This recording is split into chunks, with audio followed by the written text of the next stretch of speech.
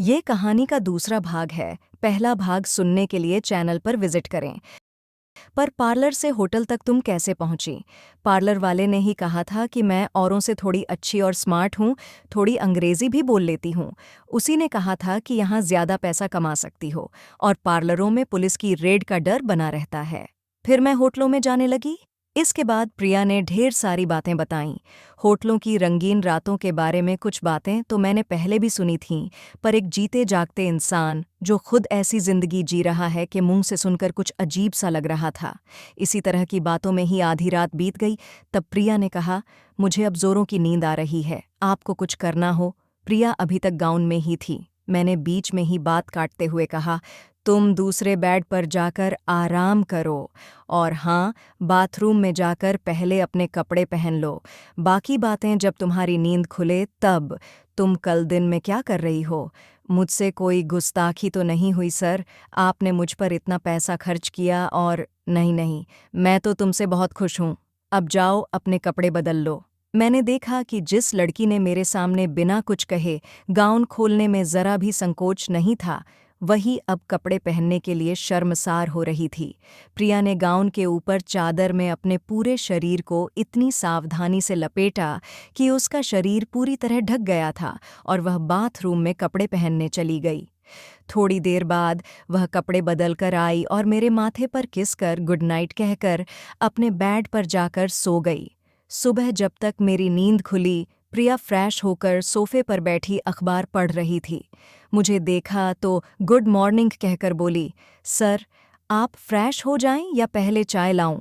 हाँ, पहले चाय ही बना दो, मुझे बैड टी की आदत है। और क्या तुम शाम 5 बजे तक फ्री हो? तुम्हें इसके लिए मैं एक्स्ट्रा पैसे दूंगा। सर, मुझे आप और ज्यादा शर्मिंदा न करें। मैं फ्री नहीं भी हुई तो भी पहले आपका साथ दूंगी। बस, मैं अपनी बहन को फोन करके बता देती हूँ कि मैं दिन में नहीं आ सकती। प्रिया ने अपनी बहन को फोन किया और मैं बाथरूम में चला गया। जाते जाते प्रिया को बोल दिया कि फोन करके नाश्ता भी रूम में ही मंगा ले। नाश्ता करने के बाद मैंने प्रिया से कहा, मैंने एलिफेंटा की गुफाएं नहीं देखी हैं, क्या तुम मेरा साथ दोगी? बेशक दूंगी। थोड़ी देर में हम एलिफेंटा में थे। वहां तकरीबन 2 घंटे हम साथ रहे थे। मैंने उसे अपना कार्ड दिया और कहा, तुम मुझसे संपर्क में रहना। मैं जिस एनजीओ से जुड़ा हूं उससे तुम्हारी मदद के लिए कोशिश करूंगा। यह संस्था तुम जैसी लड़कियों को अपने पैरों पर खड़ा होने में जरूर मदद करेगी। मैं तो कोलकाता में हूं, पर हमारी ब्रांच का हेडक्वार्टर यहां पर है। थोड़ा समय लग सकता है, पर कुछ न कुछ अच्छा ही होगा। प्रिया ने भरे गले से कहा, मेरे पास आपको धन्यवाद देने के सिवा कुछ नहीं है। इसी दुनिया में रात वाले बूढ़े की तरह दोपाया जानवर भी हैं, और आप जैसे दयावान भी। प्रिया ने भी अपना कार्ड मुझे दिया। हम दोनों लौटकर होटल आए। मैंने रूम में ही दोनों का लंच मंगा लिया। लंच के बाद मैंने होटल से चेकआउट कर एयरपोर्ट के लिए टैक्सी बुलाई। सामान डिक्की में रखा जा चुका था। जब मैं चलने लगा तो उसकी ओर देखकर बोला, प्रिया, मुझे तुम्हें और पैसे देने हैं। मैं पर्स से पैसे निकाल रहा था कि इसी बीच टैक्सी का दूसरा दरवाज़ा खोलकर वह मुझसे पहले जा बैठी और कहा, थोड़ी दूर तक मुझे लिफ्ट नहीं देंगे? क्यों नहीं, चलो। कहाँ जाओगी? एयरपोर्ट। मैंने चौंक कर पूछा, एयरपोर्ट? क्यों? क्या मैं एयर ट्रैवल नहीं कर सकती? और आगे से आप मुझे मेरे असली नाम से पुकारेंगे। मैं पायल हूं। और कुछ देर बाद हम एयरपोर्ट पर थे। अभी फ्लाइट में कुछ वक्त था। उससे पूछा, तुम्हें कहाँ जाना है? बस यहीं तक आपको छोड़ने आई हूं, पायल ने मुस्कराकर कहा। मैंने उसे और पैसे दिए तो वह रोते रोते बोली, मैं तो आपके कुछ काम ना आ सकी।